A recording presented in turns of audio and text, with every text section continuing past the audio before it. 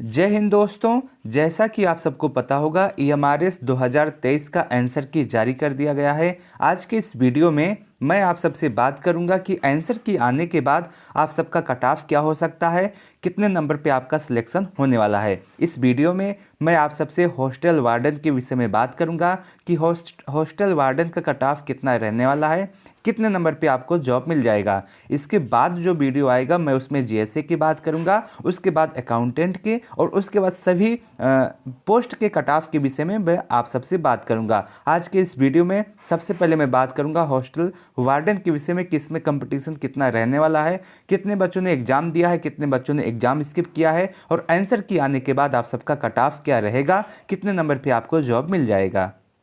दोस्तों सबसे पहले मैं आपको बता दूं, आंसर की आने के बाद सभी बच्चों के नंबर कम हुए हैं। जो बच्चा पहले कह रहा था कि मेरा 90 स्कोर बन रहा है, मेरा 95 स्कोर बन रहा है, मेरा 100 स्कोर बन रहा है, अब वो बच्चा 70, 80, 85 के आसपास आके रुक गया है और आपका जो कट ऑफ है वो इसी के आसपास रहने वाला है। पूरी जानकारी पूरे डिटेल के साथ आज की इस वीडियो में मैं आप सबसे बात करूँगा। दोस्तों अगर आप देखें, बहुत सारे बच्चे ऐसे होते हैं जो आंसर की को नहीं मिलाते उस समय, और बहुत सारे बच्चे ऐसे होते हैं जो यूट्यूब के माध्यम से अपने आंसर की को मिला लेते हैं, लेकिन जो टीचर बताते हैं उनके भी एक दो आंसर गलत होते हैं और उसका असर आपको फाइनल आंसर की आता है तो आपको दिखाई देता है। अगर मैं बात करूं कि बहुत सारे बच्चों के नंबर कम भी हुए हैं, जो बच्चा बता रहा था मेरा 80 बन रहा है, मेरा 90 बन रहा है, मेरा 100 बन रहा है, पेपर के पहले पेपर के बाद जो बच्चा बता रहा था मेरा स्कोर इतना बन रहा है, अब वो बच्चा स्कोर उसका कम हो गया है, वो बच्चा 60, 65, 80 के आसपास आके रुक गया है। इसके साथ साथ अगर आप देखें तो इस बार जो ईएमआरएस का एग्ज़ाम हुआ है उसमें बहुत सारे बच्चे ऐसे हैं जो एग्ज़ाम नहीं दिए हैं, अपना एग्ज़ाम स्किप किए हैं। आप यह मान के चल सकते हैं कि आपका जो हॉस्टल वार्डन का आपका जो एग्ज़ाम है इसमें लगभग 40% बच्चों ने एग्ज़ाम दिया है और 60% बच्चों ने एग्ज़ाम स्किप कर दिया है। और मैं आपको पूरा हाल बताता हूँ, मैंने आपको पहले ही बताया है कि जैसे 24 बच्चों का एक रूम है तो किसी रूम में आपको 7 बच्चे मिलेंगे, किसी रूम में 6 बच्चे मिलेंगे, किसी में 9 मिलेंगे और किसी में 10 मिलेंगे। इससे ज़्यादा बच्चे आपके एग्ज़ाम नहीं दिए थे। एक रूम में इतने ही बच्चे आपकी उपस्थिति से, आप पूरा सेंटर कहीं पे देख लीजिए, सभी स्थान पे यही हाल था। और उसके बाद अगर आप देखें जो कट ऑफ होगा वो इन्हीं सब बातों पे डिपेंड करेगा। हालांकि जो बच्चा आपका पढ़ा होता है वो एग्ज़ाम कभी नहीं स्किप करता, जो बच्चे नहीं पढ़े होते हैं वही बच्चे एग्ज़ाम स्किप करते हैं, ये भी जानकारी आप रख लीजिएगा। अब बात करते हैं कि पेपर का लेवल कैसा था, कैसे क्वेश्चन पूछे गए थे। दोस्तों आपके एग्जाम में जो पेपर का लेवल है ये मॉडरेट टू हार्ड रखा गया है। आपको पता होगा कि पेपर के बाद बहुत सारे बच्चे कह रहे थे कि पेपर बहुत ज़्यादा इजी आया है, पेपर बहुत ज़्यादा हलवा आया है और अब उन्हीं के स्कोर कम होते दिख रहे हैं। तो पेपर आपका मॉडरेट टू हार्ड आया था और इसमें अगर आप देखें तो आपका जो जीएस वाला स्कोर था, जो आपका पोक्सो वाला सब्जेक्ट था, जो आपका रीजनिंग था, जो आपका इंग्लिश था, इन सभी में ये आपका पूरा हार्ड आया था और उसके बाद जो आपका था वो थोड़ा सा मॉडरेट आया था। तो आप यह कह सकते हैं कि आपका जो पूरा पेपर है मॉडरेट टू हार्ड आया था। उसके साथ साथ मैं आपको एक बात और बता दूं,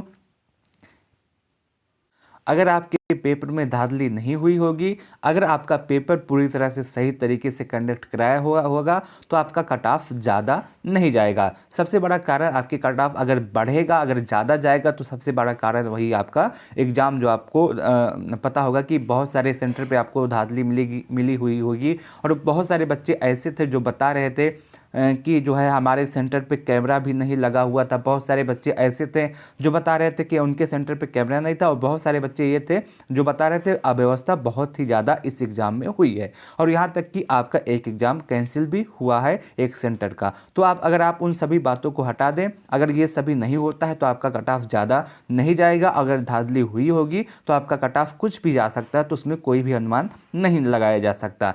हालांकि मैं इस समय यही बात करूंगा कि अगर धांधली नहीं हुई होगी तो उस समय आपका कट ऑफ क्या जाएगा। ये आपका बहुत ही एनालिसिस के बाद आपको कट ऑफ बताया जा रहा है, बहुत सारे बच्चों से बात करने के बाद आपको यह कट ऑफ बताया जा रहा है।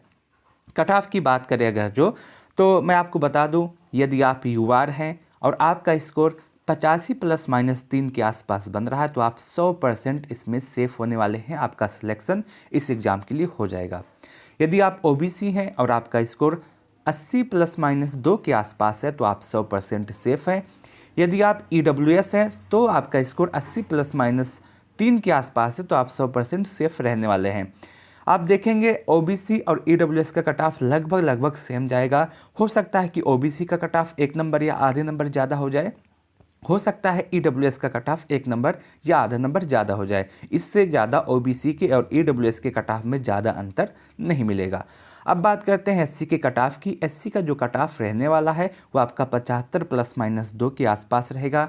ST का कट ऑफ आपका 70 प्लस माइनस 2 और एक्स सर्विसमैन का कट ऑफ आपका 60 से 65 के आसपास रह सकता है। आपका जो पूरा कट ऑफ है वो इसी के आसपास, इसी के इर्द गिर्द घूमता आपको दिखेगा। आप पूरी निश्चिंत हो जाएं, अगर आपका इतना स्कोर है तो आप 100% आप सेफ हैं। आपका सिलेक्शन इस बार EMRS के एग्ज़ाम में होने वाला है। अगर आपके एग्ज़ाम में धांधली नहीं हुई है तो, अगर धांधली हुई है तो उस दशा में आपका कट ऑफ कुछ भी जा सकता है, तब कट ऑफ को बता पाना थोड़ा सा मुश्किल हो जाता है। लेकिन अगर आपका पेपर सही ढंग से कंडक्ट कराया गया है, पेपर आपका सही ढंग से हुआ है, तो इतने स्कोर पे आपको जॉब और नौकरी मिल जाएगी। आपका जो कट ऑफ है पूरी तरह से इसी के आसपास जाने वाला है। मैं आपको कट ऑफ फिर से बताऊं तो UR का कट ऑफ आपका 85 प्लस माइनस 3 के आसपास रहेगा। OBC का कट ऑफ आपका 80 प्लस माइनस 3 के आसपास रहेगा। EWS का कट ऑफ आपका 80 प्लस माइनस 3। SC का कट ऑफ आपका 75 प्लस माइनस 2।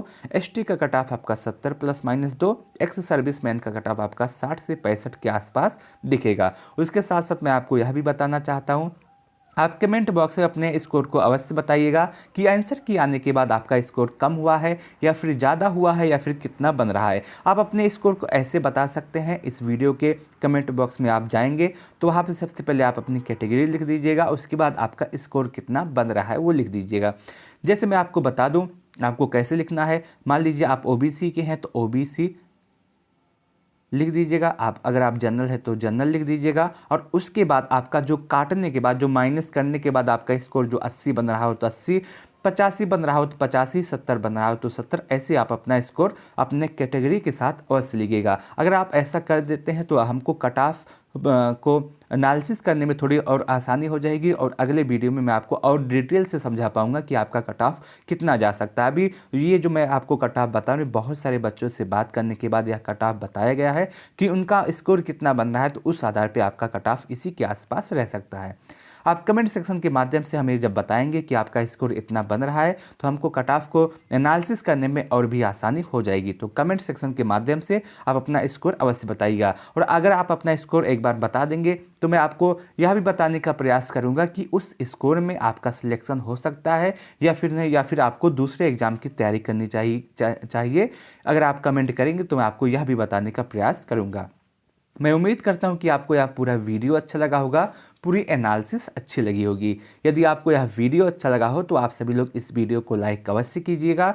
अपने दोस्तों के साथ इस वीडियो को शेयर करना न भूलें। आपके मन में कोई भी डाउट, कोई भी सवाल, कोई भी कन्फ्यूजन हो तो आप कमेंट सेक्शन के माध्यम से हमसे पूछ सकते हैं। मैं आपके प्रत्येक कमेंट का जवाब अवश्य दूंगा। इस वीडियो को लास्ट तक देखने के लिए आप सबका बहुत बहुत धन्यवाद।